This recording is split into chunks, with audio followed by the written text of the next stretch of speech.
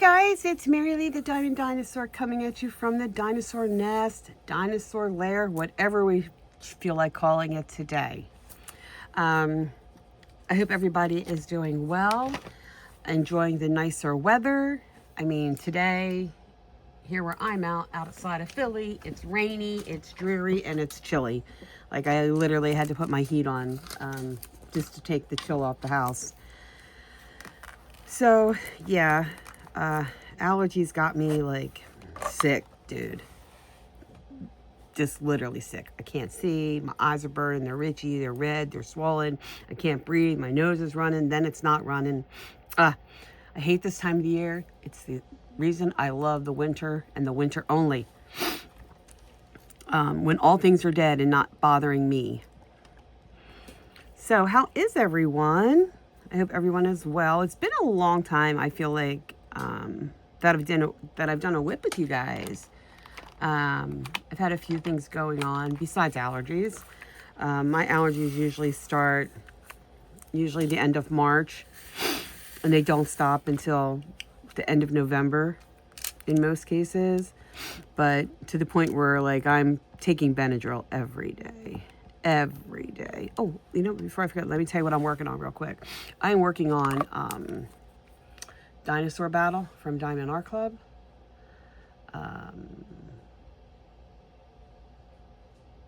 It's from the artist's last name is Penfound, I think. It's a relatively large kit, probably one of the biggest kits I've done. But I am the dinosaur, so yeah. So it was time for me to do this one. I'm using a what used to be Yellow Dog Designs, but now Dog Design tray, Patsy Putty in my multi-placer. Oh, here's my tray. Let me give you here's the lid. Let me put the lid on it because the lid always makes it spectacular. I thought it encompassated all the colors of my kit right now. Patsy Putty in my multi-placer, glue dots in my single placer, and my pen today is also my Swampwood Kelly Green and Silver Eagles pen, which looks kind of like dinosaurs, I guess. I was using a Fordite pen from MTN Inspirations, but it broke. I dropped it and it broke. And that has since been sent back. So shout out to MTN Inspirations, who are going to try and repair it for me. Okay, now we can get started. So yeah, let me tell you a little bit that's been going on in my life, and then we can talk some NFL draft. So I recently had a health scare last week. I was in the hospital for overnight for 24 hours due to what they call SVT, which is supraventricular tachycardia. And it's basically, we all know our hearts run on electricity. And I have a glitch in my electrical system in my heart, which I never knew I had. But I never really had a heart problem before, but clearly now I do as I've gotten older. A lot of that time it could be brought on by stress and anxiety, which I do have anxiety and stress, which is why I diamond paint. But totally unexpected and out of the blue. Actually, I sat down to diamond paint and started laying got 3 or 4 drills laid down and had to stop because I knew something was not right. So it is not life-threatening. It is treated. You can treat it with medication, or you can treat it with an ablation, what they call an ablation, where they go in and they use electricity, a current, to cause scarring after they map a pathway of the arrhythmia. And then by doing that, it stops the arrhythmia, and the arrhythmia won't be able to follow that mapping anymore. So I've opted to treat it with medication for now. And it's so funny and ironic because in my everyday job, that's exactly what I, as a medical coder, charge capture person, my specialty that I review every day is cardiac cath, electrophysiology, and interventional radiology. So I just thought it was kind of ironic that it fell right into that line that I work in every day. So, yeah. So I am feeling better. I'm just very tired. I get tired very easily from the new medication that I've only been on for a week. Yeah, we'll see how this goes. But I'd love to know what y'all are working on. Anything fun and exciting. WrestleMania weekend is happening right now. So from what I'm understanding, it's kind of been a letdown and a disappointment from what I've seen online and things like that. So I know my husband is enjoying all his indie wrestling right now because he's been watching wrestling since Thursday. Because this is like, okay, this is his holiday. WrestleMania weekend. That's what I say. It's your holiday, Bill.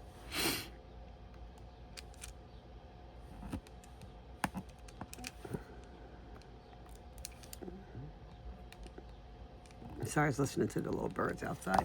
And I have to blow my nose. Sorry, guys. If I have to pause my video every time I blow my nose, we're never going to get a video done. So, apologies. Okay. So, while I was in the hospital, laying in the emergency room, actually waiting to be admitted, I kind of had an epiphany a little bit. Okay, so we always hear like, oh my God, diamond painters, we have such a big stash, you know, our stash is going to outlive me. And when we hear those words, we never think really twice about it. Well, let me tell you, I was thinking real hard about it. And my stash will clearly outlive me. It will. If I don't stop buying, it will outlive me. I am probably over 300 kits right now. I'm well over 100 pens, and I'm on my way to being probably at 50 trays, drill trays. So that being said, I've made a conscious decision that I am going to be on a no-buy. Now, the main company that enables people to shop so much because they have so many things that they claim to have in stock. We'll just say that. With their drops every week and their new products that are coming out all the time, their new canvases, which is great, which is fantastic. I love them for that. And they really are like the premier diamond painting company for sure, as it stands right now. They make it very easy to not be on a no-buy. Let's just say it that way. So when I first started diamond painting, I naturally started with what I could find on Amazon, and then I discovered Diamond Art Club, and the rest is gravy. Oh my goodness. And the wind has picked up here. I was like, what is that noise? It is the wind. We're looking at about 30-mile-an-hour winds right now, guys. Holy Mary. Let me open my window. Yeah, I know. I shouldn't be opening my window with allergies. But I do not have central air, so I have to enjoy the fresh air, which it's not always very fresh to me. But anywho, I digress. So I've noticed over the years, like I would never think of buying from Temu or Shein after I was buying from Diamond Art Club. And then over the course of this past year, I've been looking on Temu at certain things and Shein, and I'm like, wow, these look really nice. Let me buy one. So I'll buy one, and they're really not as bad as they used to be. So that's one thing to notice. Number two to notice is, you know, there's other companies out there. There's Dreamer Designs, there's Ricari. I love Ricari. They're probably my top right now. I love, love, love Ricari.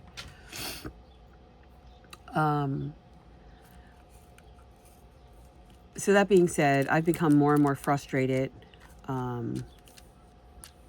with the fact that when they do these early releases for VIP status, I feel like you really never can win. You never really get what you want because they don't have enough stock or whatever. So to me, diamond painting is supposed to be fun with your friends, enjoyable, non-stressful. I mean, I just said to you guys, I had a health incident, which was basically, you know, was probably driven by stress and anxiety, which I have both.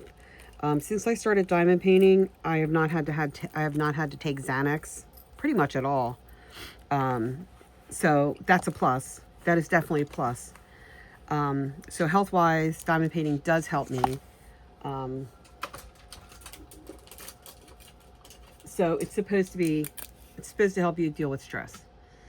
And if I'm trying to get something that I really want, that I should be able to get when it goes for early release, and I can't get it, that kind of now I'm stressed, because now I feel like I have to be on here super early and just keep refreshing the page to try to even get remotely close to getting something I want. And that's not stress-free fun to me. That has become more stressful. Therefore, so I'm not going to buy into it anymore. Period. It's changing the craft that I love and making something that it was never intended to be. Period. So, yeah, I'm over it. So I am on a no buy from Diamond Art Club. I'm not going to be buying from them anytime soon. I will always buy a Christopher Lavelle, but it has to be one I like. And the same with an Ennis Guerrero. I will definitely take a look at it and say, is this something I want?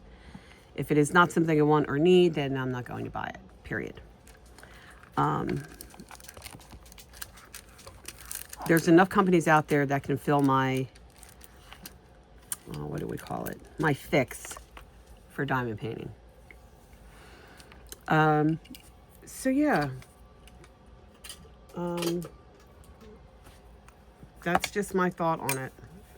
I wanted to put it out there.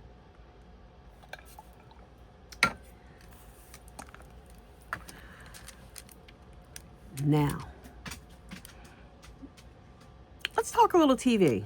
Yeah, let's talk some TV here. So, I have been rewatching some shows, right? So, I will be rewatching probably House of the Dragon. Hold on, guys. Let me just put my dog out real quick.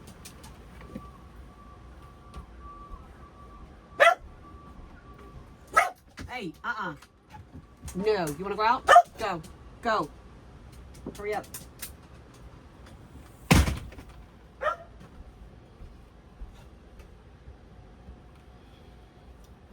Apologies.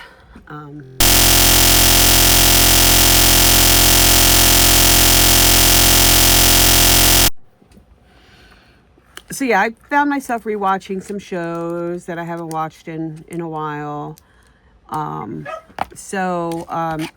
I am watching before House of the Dragon, because House of the Dragon comes back next month. No, June. I'm sorry. Why? I was thinking it was May.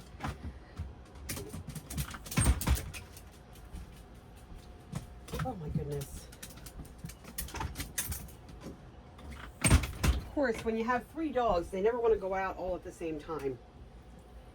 Okay. House of the Dragon. So House of the Dragon comes out, season 3 comes out in June. So I'm thinking of rewatching that before then. At least, maybe not both seasons, maybe just like the last 2 episodes of season 2, because I'm such a big House of the Dragon fan and Game of Thrones fan that I rewatch those shows all the time.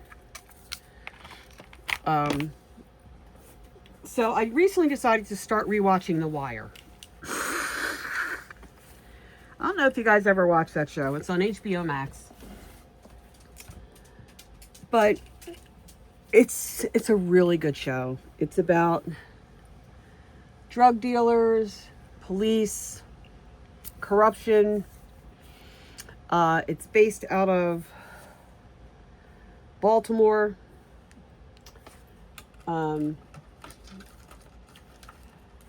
It's such a good show. The characters that were portrayed were great. The actors that played them were phenomenal. It's definitely a show that should have received many accolades for what it was showing you and exposing you. That's how real it was. And just the sheer information that it provided and showed, it definitely should have won Emmys and everything, and it never won anything due to the graphic nature and the content that it was. Drug dealers killing each other, you know, young kids being shot on the street for selling drugs. Just a really, really good show. So if you guys have HBO Max and you want to check out something new and really, really good, please go check out The Wire. It's so good. So yeah, I think I'm just getting now back into season 2. Michael K. Williams was one of the stars of it, and he's since passed. Who was another big player in that? Wendell Pierce, I think, was in it. Idris Elba was in it. He played Stringer Bell. He was a good character. So yeah, if you guys ever get the chance to check it out, check it out. If it's not your cup of tea, that's cool. But if it's something that you like, then enjoy, because it's really good. It's really, really good. Sorry, my granddog is outside hunting a groundhog that keeps coming into her yard. She's not here for it. She doesn't like it. She doesn't want it in her yard. And she's just, right now, it's being very smart and cautious. It doesn't venture far from the deck, from the front of the deck. So when she hits that door and wants to go out, it hears her and it runs under the deck and gets away. So she'll get it. It'll eventually start branching out to the middle of the yard, and then she'll get it.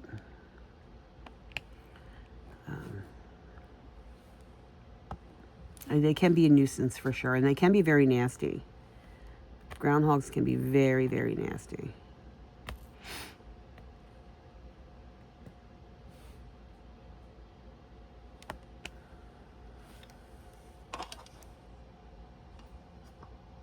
Okay, yeah, so she's out there trying to hunt this groundhog.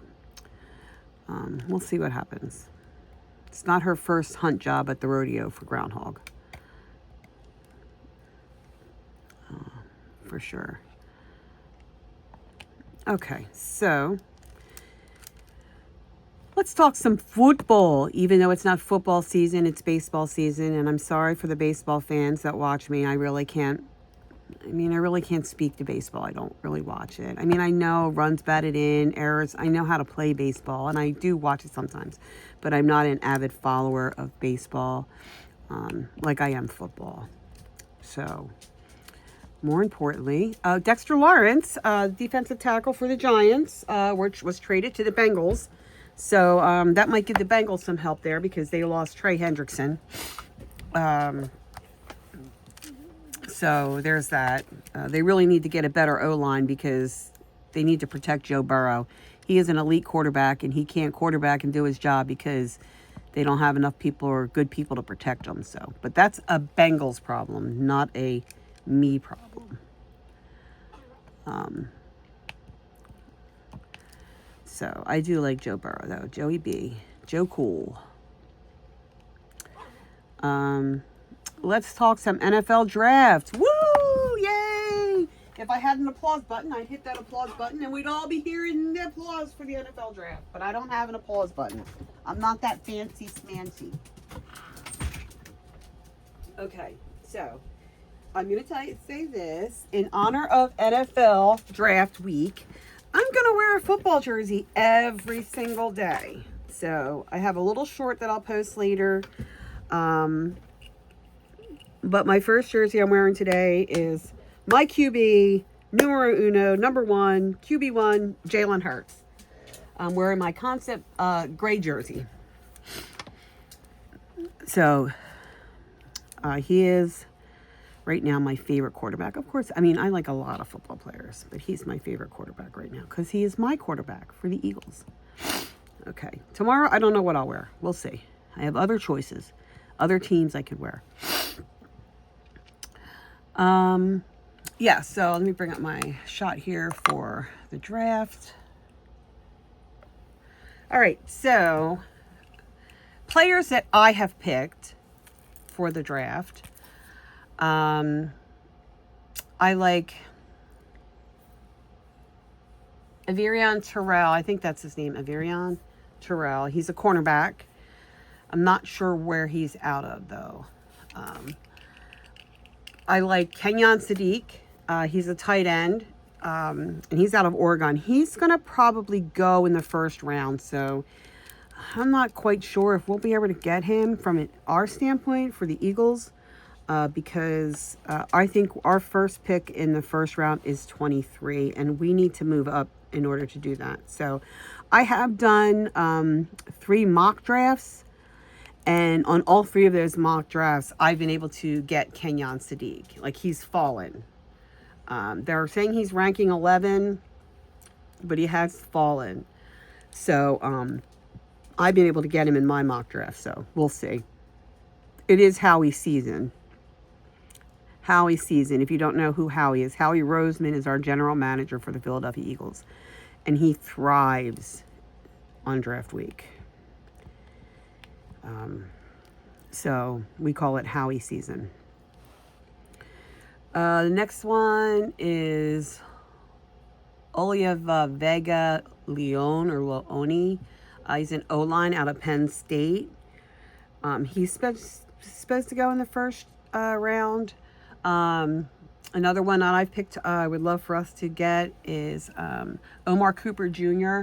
He's a wide receiver. His playability is very similar to Deebo Samuel, who is was with the Washington Commanders. I think he's still there for another year. He played for San Francisco, and Deebo is a really good player. He's almost like a hybrid player. He can play like he can do cross routes like a wide receiver too, and he can run. He can be a running back. Also, he can run too, and he's a good blocker. So Omar Cooper Jr. is very much on that level, but he's almost a step up from Deebo. So I mean, these kids nowadays are so flippin' talented. It's not even funny. So yeah, he's a pick for us. I'm looking at he's out of Indiana. Another one is 2 O-line guys, one from Alabama who is Caden Proctor. The other one is from Utah, and that's Caleb Lemieux. Those 5 players are predicted to go in the first round. And this information, I'm pulling this from Anthony DeBona, who is an Eagles writer. And he keeps track of the 30 visits that the Eagles do with the rookies and the college students that are coming out into the draft. They're allowed to do 30 visits with players of their choice. These are part of the 30 visit that the Eagles have done earlier in the season. It's so I'm using Anthony DeBona's 30 visit tracker. But a lot of these players I have been watching on my own since the combine. So it's just easier the way he has it all put together. It's just easier to take it to look at his color coded chart. So I thank you, Anthony DeBona, for putting this together. It makes it a little bit easier for someone like myself to follow. The second round of the draft, Eagles were looking at Max Iniakor. He's an O-line out of Arizona State. I probably butchered his name. I'm sorry about that. They're also looking at Malachi Lawrence, who I've also looked at as an edge out of UCF. They're looking at Chase Bisantis. He's an O-line out of Texas A&M. I haven't really seen any of his stats, so during this week I'll probably start checking all these guys' highlight reels and seeing what I can see from that. They're looking at Danny Dennis Sutton, who's an edge out of Penn State. And then Chris Bell is a wide receiver from Louisville, and Traden Stukes is a defensive back out of Arizona. So these are all guys that are projected to go in the second round that the Eagles are looking at or interested in drafting. Let me get my, open up the door for my grand dog. I do not have a doggy door, so I'm sorry. You open up the door for her, and then I'll go on to the third round of the draft. And I don't think this is the full list of 30 visits. I don't even know if the Eagles finished their 30 visits. I'm not even sure they finished it, but this is what I have. The third round of the draft, there's just 3. One is Dejon Stribling, a wide receiver out of Ole Miss. Romello Height, an edge out of Texas Tech. And Jason Kilgore, a defensive back out of South Carolina. I have been checking out the wide receiver Stribling. I've seen a couple of his highlight reels. I like him a lot. So I'm very interested to see if they could get him. He's ranked thought to go around number 75 in the 3rd round of the draft. But we'll see. You never know. Like, listen, we never thought that Jalen Carter was going to fall to the Eagles like he did. But because of his problems outside of football, he fell very quickly. He was suspected, I think, to go 1st round, maybe even top 3. But he didn't, and he fell, and the Eagles were able to get him.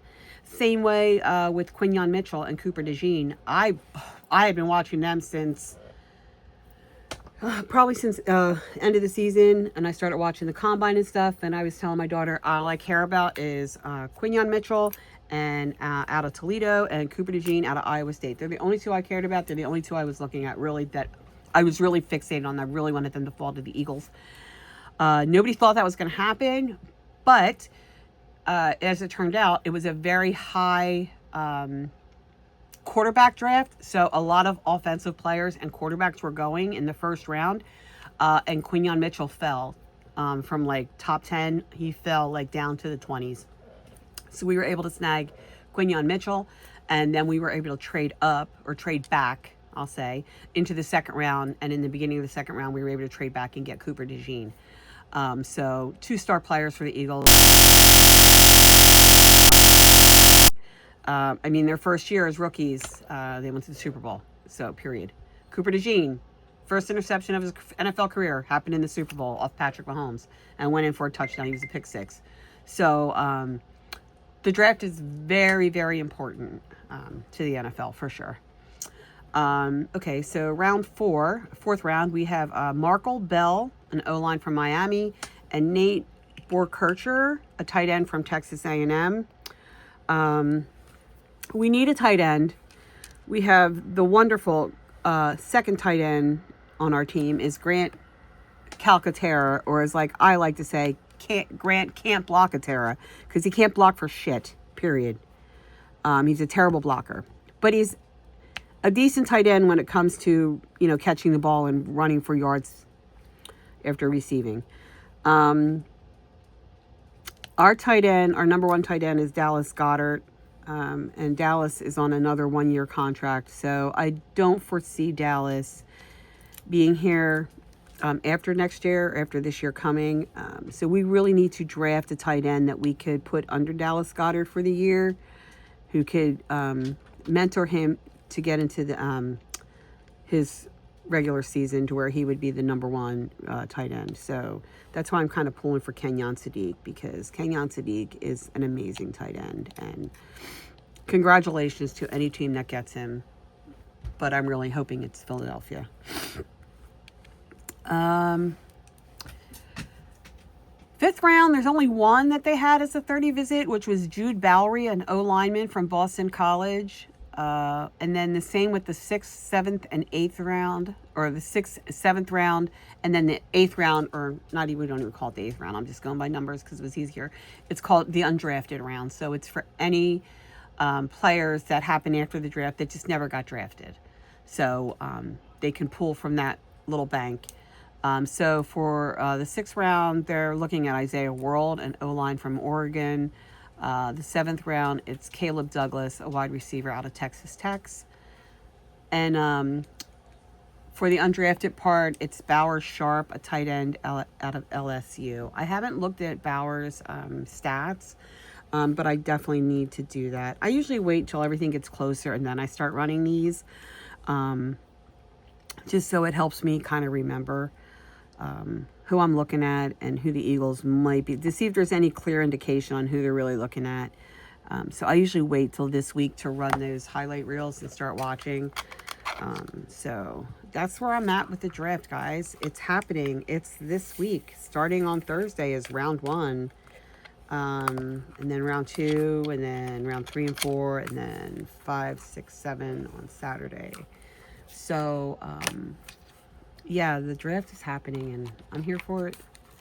Once the draft happens, and then the rookies get drafted, and they come in, and they see the facilities, and they usually sign their contracts, and then we have OTAs happening in May, where the rookies start their training a little bit with the regular players.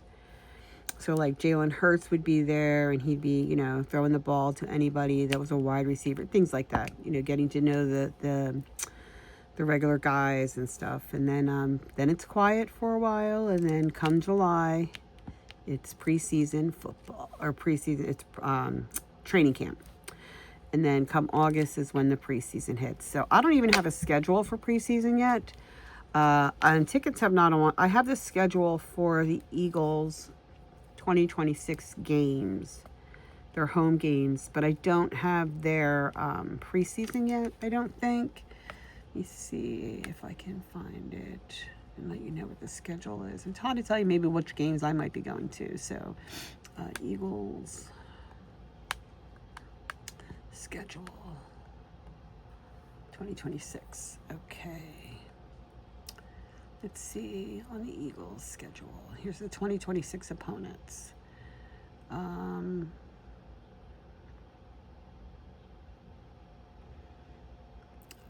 Their home games are going to be the Cowboys, the Giants, the Commanders, the Rams, the Seahawks, the Panthers, the Steelers, the Colts, and the Texans. So, their away games are the Cowboys, the Giants, the Commanders,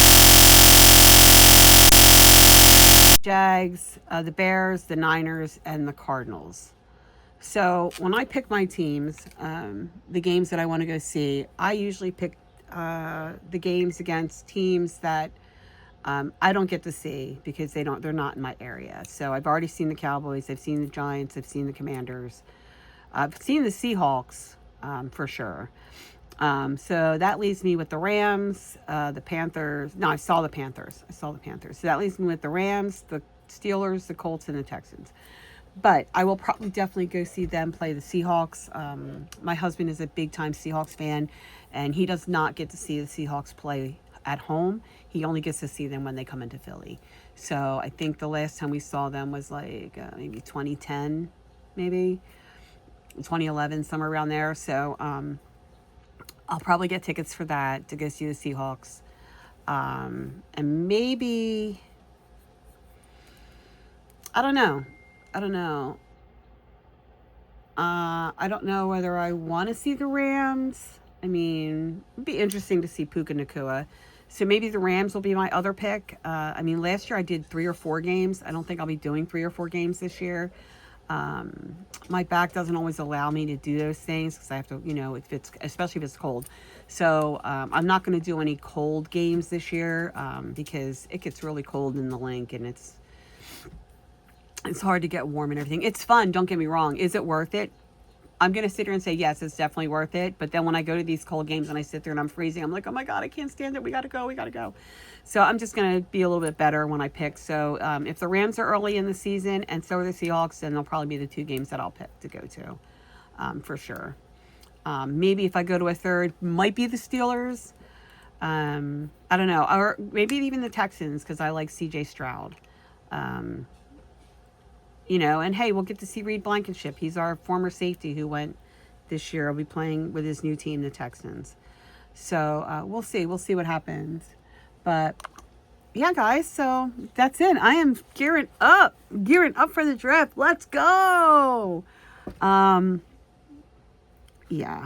I love football so much. I miss it desperately. And just the other week, I was like, I miss football so much. So what do you do when you miss football? You watch football. So I was watching I watched the Seahawks Super Bowl again, which you're not gonna lie, I knew the Seahawks were gonna win because defensively they're just like their defense was like the best last year, right? But then I had to watch the Eagles Super Bowl against the Chiefs because I started watching. My daughter started watching the thing called The Kingdom. Which was the Disney show docuseries. It was like 4 4 or 5 episodes, I guess, of the Chiefs build to three-peating. And it had to be put on hold because they had to redo like the last episode because the Eagles they beat them. So they were not able to three-peat. So my daughter was watching that. So then I'm like, yeah, I think I really want to watch that Super Bowl again because it was so fun. It was so fun. And what makes it even more fun is the fact that it was my team that did it. But sometimes when you look at things and how they play out, right? What's it, most things you'll say, oh, well, those two teams playing against each other, they don't make for a good story. There's always a story. There's always a story. So the story that I figured out with the Eagles was when we played the Chiefs in the 2022 Super Bowl. Yeah. Whichever. When we played them the first time. We almost beat them. And we lost because of a bad call. That's how we lost that game. Jalen Hurts outplayed Patrick Mahomes in that Super Bowl. And he should have been the MVP. But they gave it to Patrick Mahomes because he was the winning quarterback. Okay, so that was the Chiefs, not their first Super Bowl win, but for starting the three-peat, they beat the Eagles. And then the next year, they beat the Niners. So when it came to them doing the three-peat, it had to be the Eagles. It had to be us because we started them on the three-peat run. So it had to be us to finish it. And it was. And boy, ever was it to finish. Because you can sit here and say, the score to that...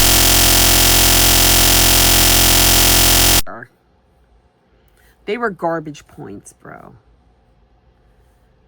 The true score was 40-6, period.